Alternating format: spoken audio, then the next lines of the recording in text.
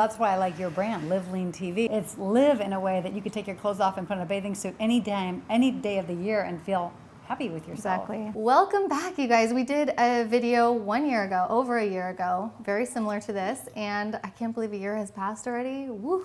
I wanted to bring Mom back though, because since that video, I've continued to get so many questions about her and her fitness routines, what she eats to stay as lean and strong and incredible as she is. And so I asked you guys for your specific questions for her, and that's what we're gonna do today. So we'll show you her working out and answer all of your questions. So in case you haven't met us before, I'm Jessica Guthrow. This is my mom, Desiree Rumba, and my daughter, Kyla Guthrow. So you can just do a quick little introduction of who you are and what you've been doing all these decades. Well, besides being your mother and Kyla's grandmother, I started dancing really young, and then I became a yoga teacher in the early 90s, and so I've been an avid yoga practitioner for a long time, and flexibility, of course, was my jam. Mm-hmm. And then, your comfort zone? Yes, yeah, my happy passion. place. Yeah, mm-hmm. And then Jessica became a personal trainer, and she wanted to bring me into that because I was interested too. Man, oh man, was that an eye-opening experience. So, like just a completely different form of fitness training versus things like yoga and aerobics. Guys, I'm here training with my mom today. She's crushing it. I gotta show you some of this. You're gonna be amazed. This woman is 59 years old, almost 60. And she is killing it. Look at this. You'd think she's like 20 years old. You're so hot. deadlifts for two, anyone? Get it, Grandma.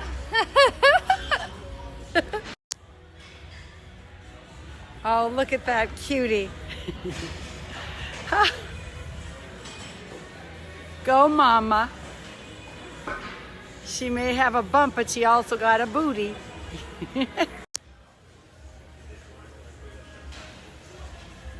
Amazing form.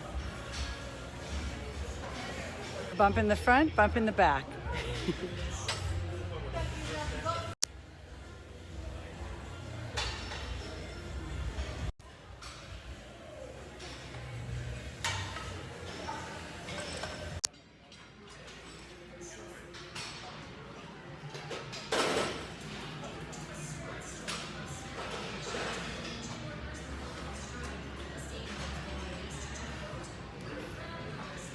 And I was raised at a time when women didn't really work out at a gym unless they were athletes or more masculine. It's kind of a new thing for females, right? Yeah. So I was a little intimidated by the gym. But it woke me up too. It made me want to start. So her weight training, like strength training journey didn't really start until 10 years ago, maybe 11 years ago, right? And that was just a little bit. It started seriously at about age 57. Yeah, so one of the first things you guys wanted to know is how is fitness different in different decades? So now talking to a woman who has been through 5 decades, you're now 62 years old, so she's been all the way through all those different life stages. She's learned some things, so let's talk about the differences at different stages. Yeah, my experience, having been active all my life, is that when I was younger, I could do just about anything I wanted to, and I could push myself, and I was fine. But then at about 52 or 3, when I started to feel the effects of hormonal change with menopause, that's when that game was kind of changing. But not stopping, right? Not stopping, just changing. I felt the body changes. So what kind of changes? Can you be more specific about what specifically is different after menopause versus before? The big change is the one word, everybody, it's hormones. Magical hormones. Whether you like to hear that or not, they do have an expiration date, and they do shut off, and they do change a lot. And when that happens, that's when things really change. Yeah. It's not just the number. It's an unavoidable truth about human lifespan. It's something that happens regardless of whether we want that to happen or not, it will happen. So accepting it so gracefully as you have, I think is the best we can do. Understanding that that change is normal and it's expected and handling it properly. So how have you been able to continue on with your fitness journey without the hormones?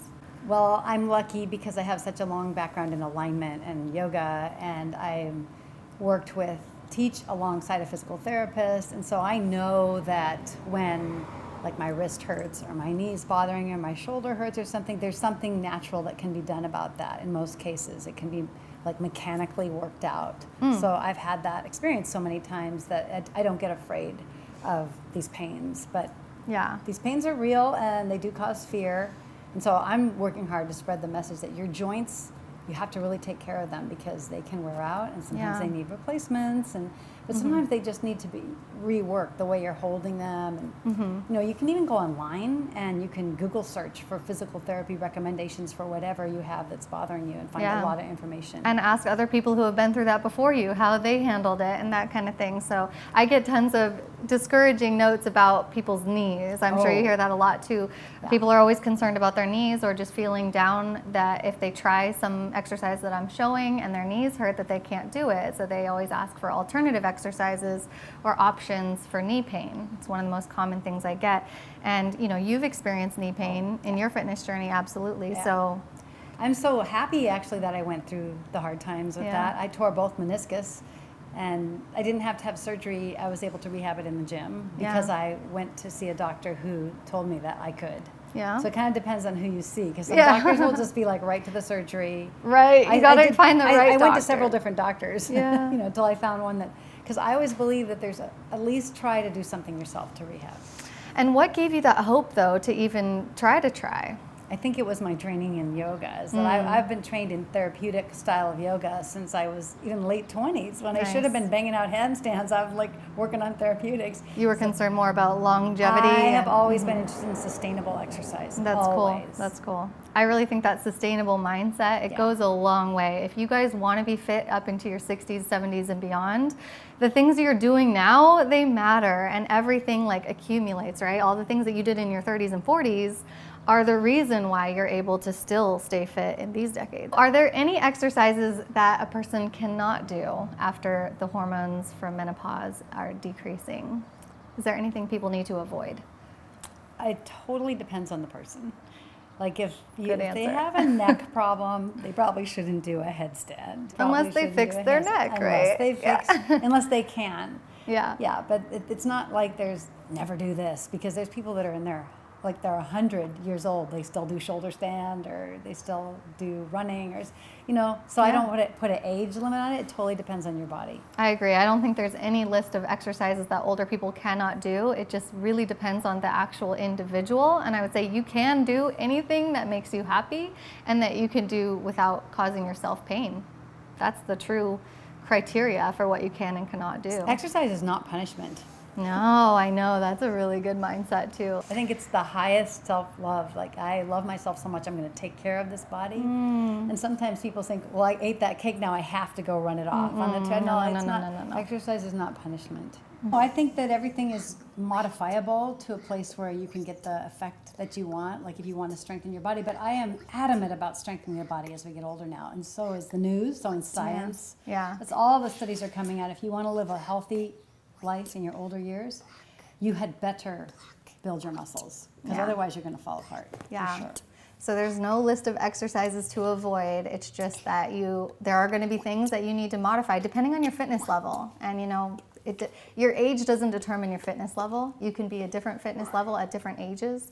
There are people my age who are fitter than me or less fit than me. You know, it just depends. It's not your age that determines your fitness level. What do you eat to stay lean at every age? Because you've been lean pretty much, like, honestly, every single decade you have been lean. You never haven't been had any overweight, decades okay? that have not I have been never been lean. Yeah. overweight, but I have been also really curious about playing around with different ideas, but always towards health. I always had my eye on the long term. Yeah. Like in my 30s, I was already thinking about how I'd be in my 40s, and I knew for some reason I understood that I was building the body of the future. I was lucky to understand that early. Yeah. So I'm disciplined, maybe more than some people are, and I don't think you get away with anything when you have a little cheat. Like if you eat You're not getting away you're with not, something. even if nobody sees you, you're not getting away with anything because your body's keeping score. That's what I think. And what I don't eat is pretty simple. I don't eat inflammatory foods, refined sugars and flours and excessive alcohol, and that and trans fats and all those things like that. I just stay away from that, and I Right. eat everything else because I don't want it to sound restrictive. It's Yeah. like, there's more stuff that I do eat than what I don't eat. There's more to life than processed foods. Yes. Yeah, absolutely. I think that's huge. And if there was one thing that I've watched you do over every decade that I've known you, which is 3. I've known you 3 decades.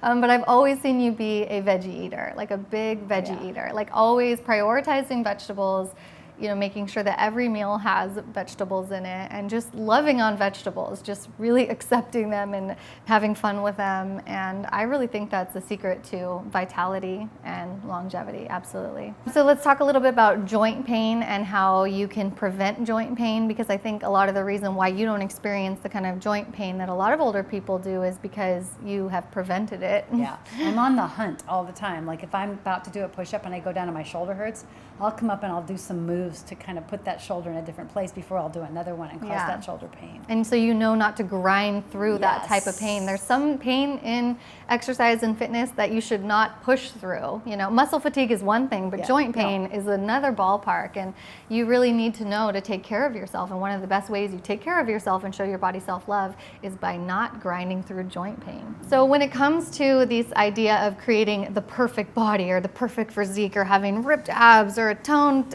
tushy or strong looking arms or something like that, how do you explain that kind of relationship with your body and the kind of differences you've gone through over the decades with your body image issues and how you've improved your kind of view of your body?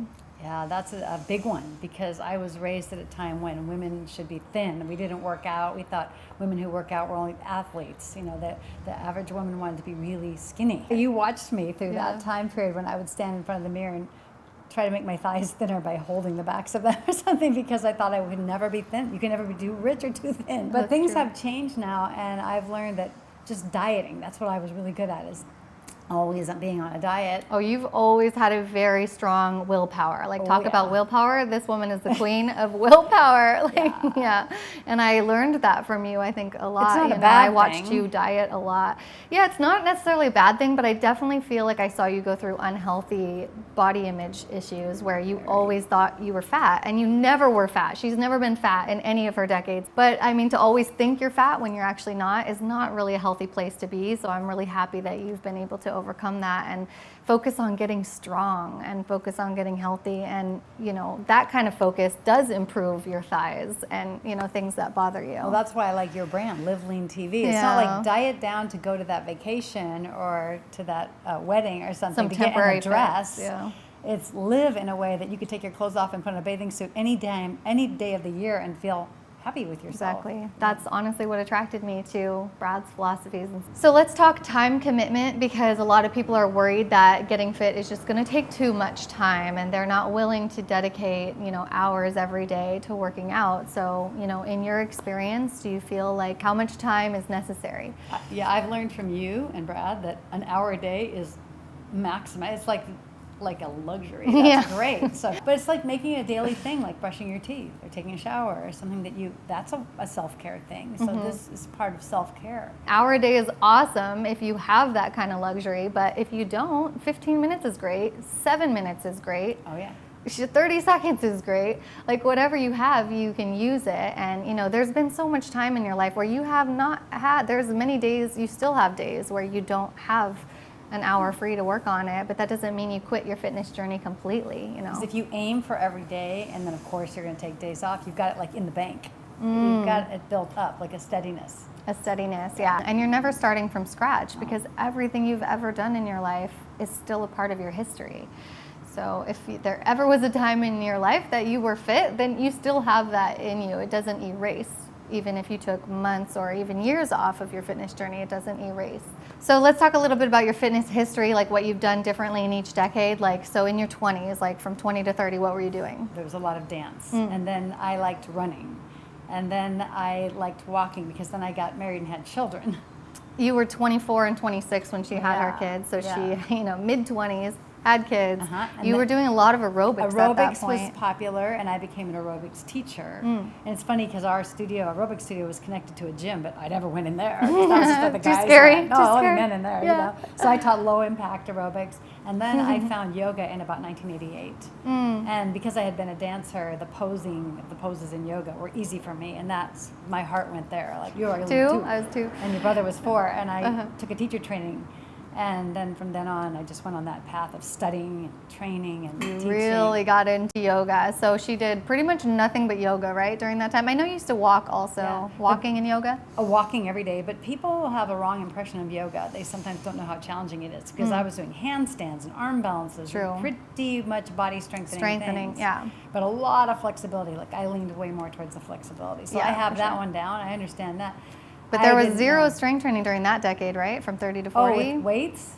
Oh yeah, and even in my 40s, I still wasn't. Yeah, all the way up till 50, you guys, there was zero weight training. But I was traveling all over the world. I was always Yeah. on airplanes, and I was teaching big workshops and stuff. So you know, I was kind of amazing for what I had. Yeah, I but- really was. I know. I'm not saying that Just you wasn't weren't. a weakling. No, I'm not saying that's not amazing. I just want to make the point that there are different forms of fitness. That weight training is one form of fitness, and it's one that she didn't even use until the 5th decade. And what I want to say about the yoga world is we've all woken up to the fact that we need strength training because You're woke. They used to ask me, my students, to say, "Can I go to the gym and work out?" And I would say, "Why do you need to?" Because it would be like 2 steps forward, 1 step back. You know, give that all up and do only yoga, and then you'll get really good at the yoga poses. And I didn't understand. Now I would say, get yourself to the gym and do both. I was flexible weak compared to what I'm A flexible different strong. type of flexible. I would say yeah. my flexibility is way more dependable now because of strength training, and I have specialized in teaching sustainable yoga now on Zoom and